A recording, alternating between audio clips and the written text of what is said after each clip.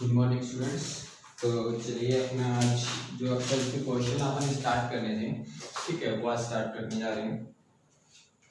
तो चलिए first question में क्या बोल रहा है अपने पास, एग्जांपल नंबर 1, ठीक है। यहाँ बोल रहा है if a particle is projected from an absolute distance A, तो मतलब यहाँ पे r की जो वैल्यू है वो कितनी दे रखी है फर्स्ट एग्जांपल के अंदर a, ठीक है, विद वेलोसिटी फ्रॉम इन्फिनिटी। तो वेलोसिटी कहाँ से मेजर कर रहा है, इन्फिनिटी से। तो मतलब कौन सा आर्टिकल, 9.12 आर्टिकल जो आपने सबसे लास्ट आर्टिकल पढ़ा था, मतलब उसके बिहाफ पे ये क्वेश्चन सोल्व होने वाला है, ठीक है। Under the action of central force को रिप्रेजेंट करते हैं अपन कैपिटल एफ से। तो उसकी वैल्यू जो दे रखी है वो कितनी दे रखी है, m इंटू में r raise to power -7। Prove that the orbit is, prove that अपने को क्या प्रूव करना है कि जो ऑर्बिट होगा, ऑर्बिट इज क्या होगा अपने पास, r square is equal to a square into में cos ऑफ 2 थीटा।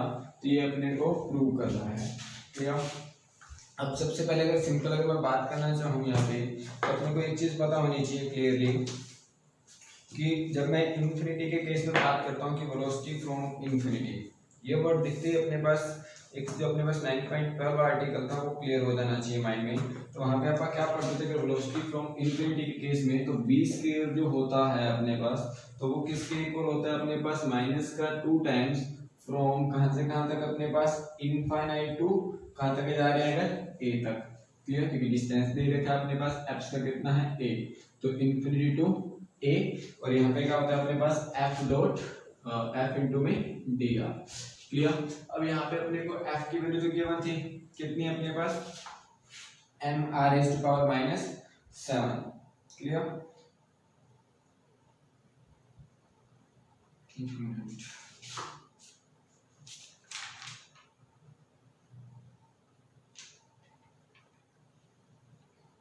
यहाँ पे ना एक्चुअल में m की जगह पे आप क्या कर लोगे, m की जगह पे आप म्यू कर लो, क्योंकि क्वेश्चन में थोड़ा सा मिस्टेक है, क्योंकि जो अपने पास सेंट्रल फोर्स है उसको म्यू से रिप्रेजेंट करेगा ना कि m से, ठीक है।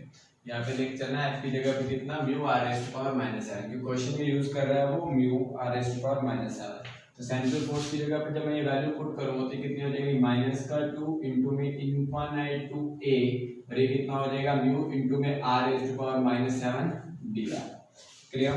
ये हो गया। अब क्या करोगे इसका इंटीग्रेशन, अगर इसका इंटीग्रेशन करते हो ये वैल्यू कितनी आने वाली है अपने पास, तो वैल्यू आ जाएगी, म्यू तो कांस्टेंट है, ये तो आ जाएगा बाहर, ये -2 एस्टिस म्यू भी बाहर आ जाएगा, और इसका इंटीग्रेशन r की पावर -7 का इंटीग्रेशन कितना हो जाएगा, r की पावर -6 बाय में कितना आ जाएगा, -6, क्लियर। और यहाँ पे क्या आ जाएगा अपने पास, upper limit minus lower limit, ये तो पुट करनी है, तो -6 तो बाहर ही आ जाएगा, तो ये माइनस से माइनस कैंसिल आउट, 2 से 6 कैंसिल आउट करेंगे तो आ जाएगा 3। ये वैल्यू कितनी आएगी अपने पास, म्यू बाय 3 तो बाहर, और अपने पास क्या बचेगा, 1 by r raise to power 6 और इनफाइनाइट टू a। अब देखो अपर लिमिट पुट करूंगा तो यहाँ पे बन जाएगा a की पावर 1 बाय a की पावर 6, और माइनस लोअर लिमिट तो 1 बाय इन्फिनिटी कितना होता है, 0। मतलब यहाँ पे इसको सिंप्लीफाई करने पे कुछ और नहीं आने वाला, ये आ जाएगा म्यू बाय 3 इंटू में 1 बाय a की पावर कितना आ जाएगा, 6, क्लियर। म्यू बाय में 3 इंटू में 1 बाय a की पावर 6। तो यहाँ पे ये वैल्यू आई है किसकी, v स्क्वायर की। तो अगर v स्क्वायर अपने पास ये आया है तो v स्क्वायर की वैल्यू कितनी आ गई, म्यू बाय 3 इंटू में 1 बाय a की पावर 6। तो यहाँ से बोल सकते हैं कि v की वैल्यू जो अपने पास आ जाएगी तो वो कितना आ जाएगा, इधर क्या हो जाएगा, स्क्वायर रूट। तो स्क्वायर रूट ऑफ कितना हो जाएगा, म्यू बाय में 3a की पावर 6, क्लियर। ये वैल्यू हो गई, इसको इक्वेशन नंबर नाम दे देंगे एज ए 1, इसको इक्वेशन नंबर नाम दे दिया 1। अब सबको पता होता है कि जो v होता है, v वेलोसिटी, तो वो v जो अपने पास किसके इक्वल होता है, अपने पास h बाय p के, क्लियर। या इसको ऐसे लिख सकते हो कि v इज इक्वल टू किसके हो जाएगा, जो h हो जाएगा वो किसके इक्वल हो जाएगा, p इंटू में v, h जो हो जाएगा वो किसके इक्वल हो जाएगा, p इंटू में v के इक्वल, क्लियर। बट यहाँ पे अगर मैं एप्स के ऊपर बात करूँ तो अपने को दे रखा था, मुझे डिस्टेंस होता है अपने पास, तो वो कितना दे रखा है, a दे रखा है। तो बट एट एन एप्स, तो एप्स के ऊपर p की वैल्यू कितनी दे रखी है अपने पास, a, क्लियर। तो पी की वैल्यू अगर ए है और वेलोसिटी किससे मेंशन किया अपन ने, कैपिटल वी से, तो ये वैल्यू अगर मैं यहाँ पे पुट करूँ तो यहाँ से मैं वो साइड स्क्वायरिंग कर दूं तो ये h स्क्वायर किसके इक्वल हो जाएगा, p स्क्वायर इनटू में v स्क्वायर के इक्वल। तो v की जगह पे क्या पुट करेंगे, यहाँ पे अगर मैं वैल्यूज पुट करना स्टार्ट करूं तो यहाँ से क्या आ जाएगा, that implies h square is equal to हो जाएगा p स्क्वायर, p का मतलब a स्क्वायर हो जाएगा, यहाँ पे तो आ जाएगा a स्क्वायर, स्मॉल v की जगह पे क्या पुट करेंगे, कैपिटल v, तो कैपिटल v का स्क्वायर। और अच्छी बात क्या है कि v स्क्वायर की वैल्यू पता थी वो यहाँ पे पुट कर सकते हैं।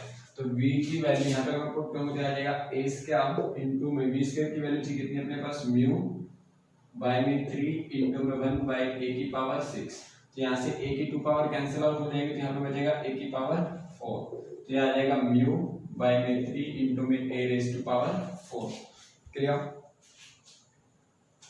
इसको इक्वेशन नंबर नाम देते हैं ऐसे, इसको नाम दे रखा है जैसे उसने सेकंड, इसको नाम दे दिया आपने थर्ड। क्लियर। म्यू बाय में 3 a रेज़ टू पावर 4। अब सबको पता होता है कि v स्क्वायर की यहाँ से अगर मैं वैल्यू निकालूं तो v स्क्वायर की वैल्यू कितनी आएगी अपने पास, तो v स्क्वायर की वैल्यू आ जाएगी अपने पास h स्क्वायर बाय में p स्क्वायर।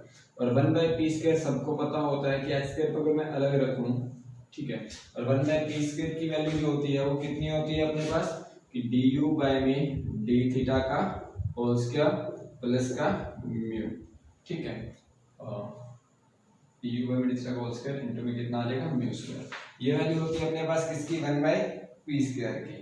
क्लियर। ठीक है, अपने पहले फॉर्म के अंदर बहुत अच्छे से इसको पढ़ा था। क्लियर। और u सबको पता होता है किसके इक्वल होता है अपने पास, 1 बाय r स्क्वायर के। u और म्यू में डिफरेंस ध्यान रखना। क्लियर। ये म्यू है, इसको u से रिप्रेजेंट किया गया है।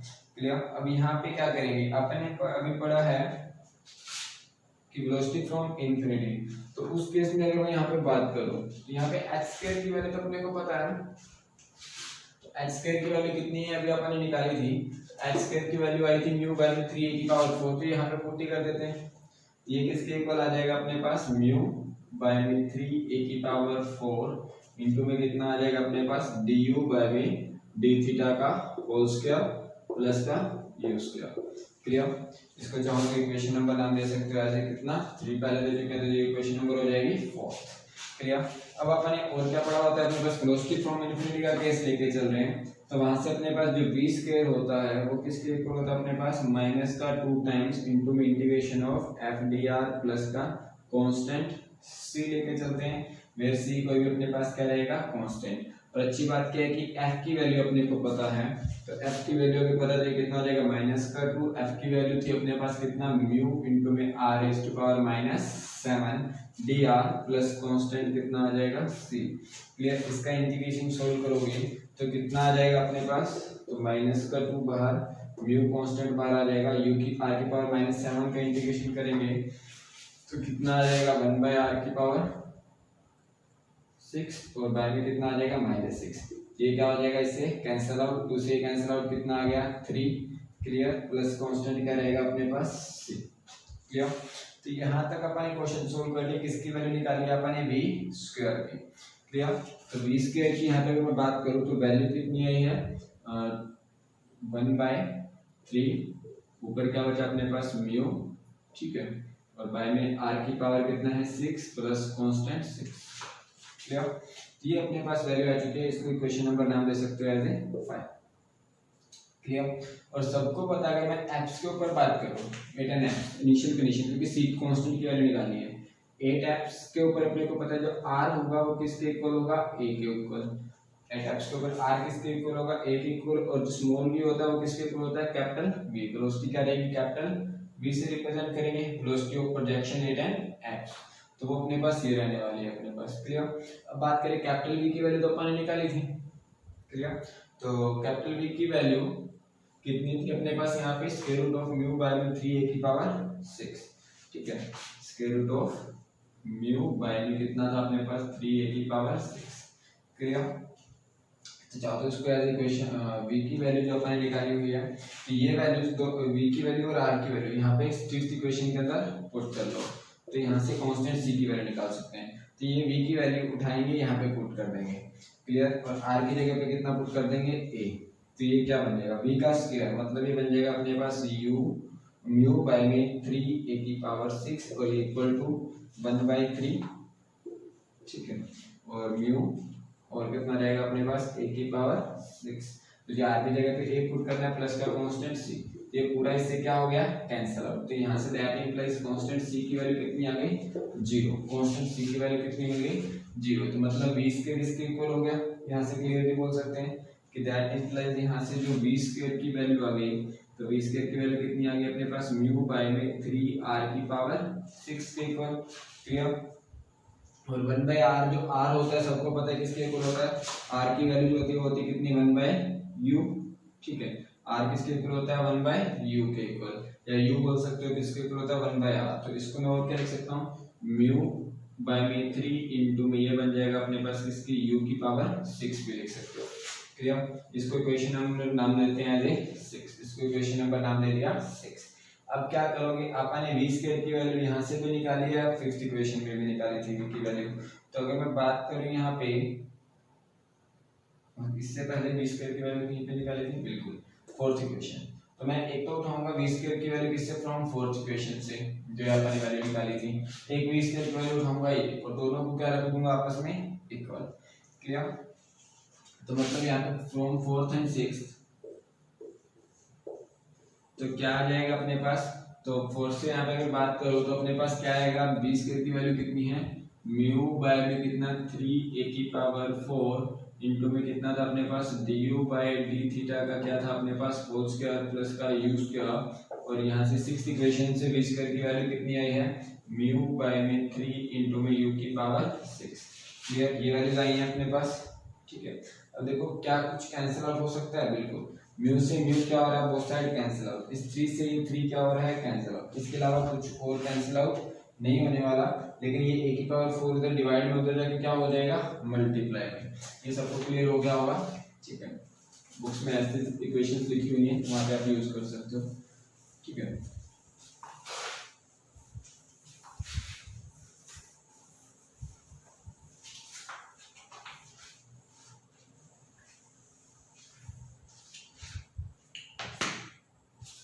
चलिए, तो यहाँ पे फ्रॉम इससे यहाँ पे क्या मिल चुका अपने पास कि du बाय में d theta whole square plus का u स्क्वायर वो इक्वल टू आ जाएगा, उधर बचा u⁻⁶ इंटू में a⁻⁴ भी इधर क्या हो जाएगा मल्टीप्लाई में, और ये u का स्क्वायर इधर प्लस में उधर क्या हो जाएगा माइनस में। तो यहाँ से क्या आ जाएगा du बाय में डी थीटा का होल स्क्वायर इक्वल टू आ जाएगा, उधर जाके क्या हो जाएगा u स्क्वायर माइनस का, तो u⁻⁶ इंटू में a⁻⁴ माइनस का u स्क्वायर, इन दोनों में से कुछ कॉमन आ सकता है, u का स्क्वायर कॉमन आ जाएगा, यहाँ पे क्या बचेगा u⁻⁴ a⁻⁴ माइनस का, ये वैल्यू आ गई अपने पास। क्लियर। तो यहाँ से क्या du बाय डी थीटा निकाल सकता हूँ, तो du बाय डी थीटा निकल जाएगा, किधर जाके क्या हो जाएगा स्क्वायर रूट। तो यहाँ पे du बाय डी थीटा की वैल्यू जो आ गई वो कितनी आ जाएगी u इंटू में square root of u⁻⁴ a⁻⁴ minus का 1, और u किसके इक्वल होता है यहाँ पे चाहो तो पुट कर सकते हो, u की जगह पे कितना 1/r, ठीक है। और थीटा को चाहो तो इस साइड लेके आएंगे, लेकिन उसी से पहले इसको ही सॉल्व कर लेते हैं, ठीक है।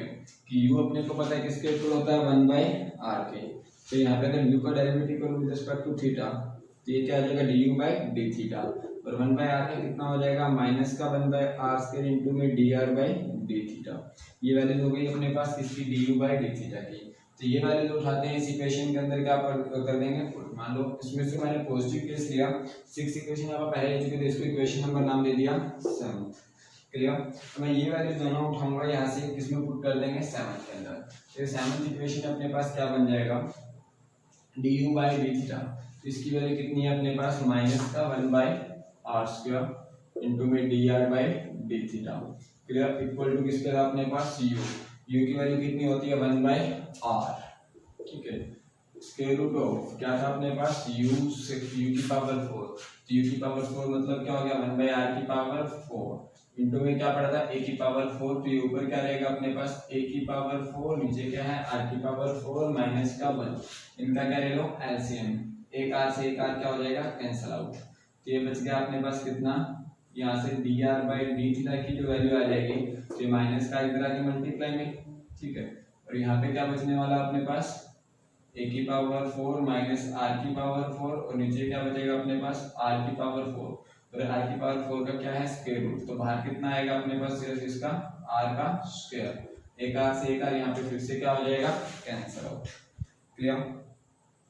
तो यहाँ से अगर मैं वैल्यू निकालना चाहूँ किसकी डी थीटा, तो डी थीटा कितना हो जाएगा आर की टर्म्स को एक साइड लेके आओ तो डी थीटा हो जाएगा अपने पास यहाँ पे कितना, तो ये माइनस आर इधर मल्टीप्लाई में, ठीक है, ऊपर मल्टीप्लाई में आ जाएगा और ये बाकी सारा क्या आ जाएगा नीचे डिवाइड के अंदर। तो ए की पावर 4 माइनस आर की पावर 4 इंटू में कितना हो जाएगा डी आर। क्लियर। 1 मिनट।